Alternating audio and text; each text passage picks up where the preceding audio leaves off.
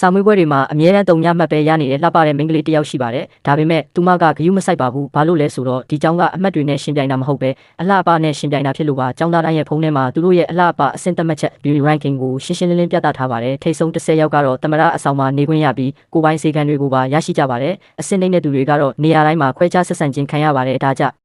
တောင်လှပလာဖို့ကလူတိုင်းရဲ့ရည်မှန်းချက်ဖြစ်လာပါတယ်။တနေ့မှာN လို့ခေါ်တဲ့ကျောင်းသူအသစ်တစ်ယောက်ကျောင်းကိုရောက်လာပါတယ်။လူတိုင်းကရောက်လာတာဟာချင်းချောက်မှုတစ်ခုလို့ယုံကြည်ကြပါတယ်။ဒါပေမဲ့အတန်းကောင်းဆောင်အန်တစ်ယောက်ပဲဒီလိုမထင်ခဲ့ပါဘူး။ဘာလို့လဲဆိုတော့ရဲ့မျက်နှာမှာအမာရွတ်တစ်ခုရှိတဲ့အတွက်ဟာသူ့အတွက်ချင်းချောက်မှုဘယ်တော့မှမဖြစ်နိုင်ဘူးလို့သူမယုံကြည်နေခဲ့တာပါ။အဆင့်10နေရာမှာရှိတဲ့အန်နာဟာကိုကျောင်းပတ်ဝန်းကျင်နဲ့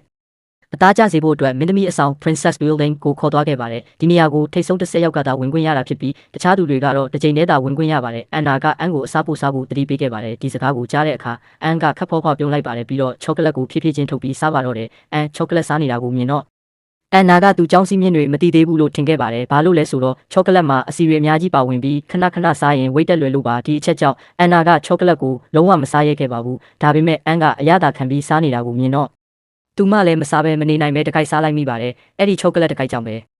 နောက်တစ်နေ့မနက်မှာအန်နာရဲ့နှာခေါင်းပေါ်မှာဝက်ချံကြီးတစ်လုံးပေါ်လာခဲ့ပါတယ်အန်နာကအရန်ကြောက်ပြီးချက်ချင်းထိတ်လန့်သွားပါတယ်သူမကဝက်ချံကိုညှစ်ထုတ်ဖို့ကြိုးစားပေမဲ့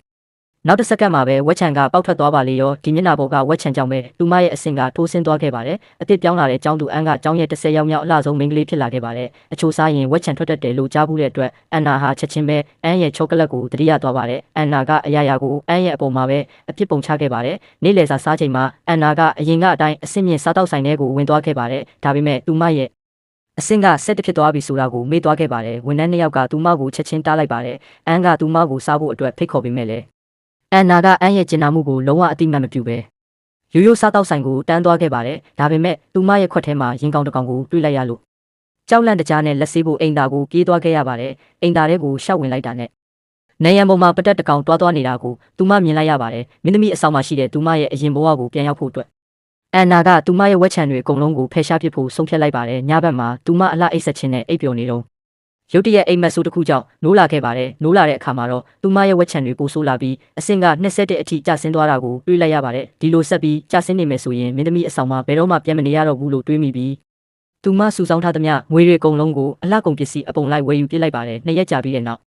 သူမရဲ့မျက်နှာပေါ်ကဝက်ချံတွေကတကယ်ပဲပျောက်ကွယ်သွားပြီးသူမရဲ့အဆင့်ကအဆင့်10ကိုတဖန်ပြန်ရောက်ခဲ့ပါတယ်သူမကဝမ်းသာအားရနဲ့မင်းသမီးမျှော်စင်ကိုဒန်းစီဖို့သွားခဲ့ပါတယ်ဒါပေမဲ့ရုတ်တရက်မိန်းကလေးတစ်ယောက်ရှောက်လာခဲ့ပါတယ်ဒီမိန်းကလေးကသူမရဲ့အဆင့်ကိုကြော်တက်သွားခဲ့တာဖြစ်ပြီးအန်နာကတဖန်တာမန်လူတစ်ယောက်ပြန်ဖြစ်သွားခဲ့ပါတယ်စီမံခန့်ခွဲသူကအန်နာကိုမောင်းထုတ်ဖို့ချင်းကပ်လာတဲ့အချိန်မှာ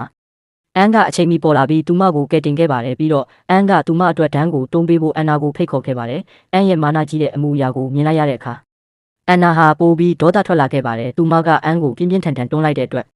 အန်ဟာမြေပြင်ပေါ်လဲကျသွားပြီးမျက်နှာမှာဒဏ်ရာရသွားခဲ့ပါတယ်သူမရဲ့အဆင့်ကထိပ်ဆုံး10နေရာကိုပြန်ရောက်တာကိုကြည့်ပြီး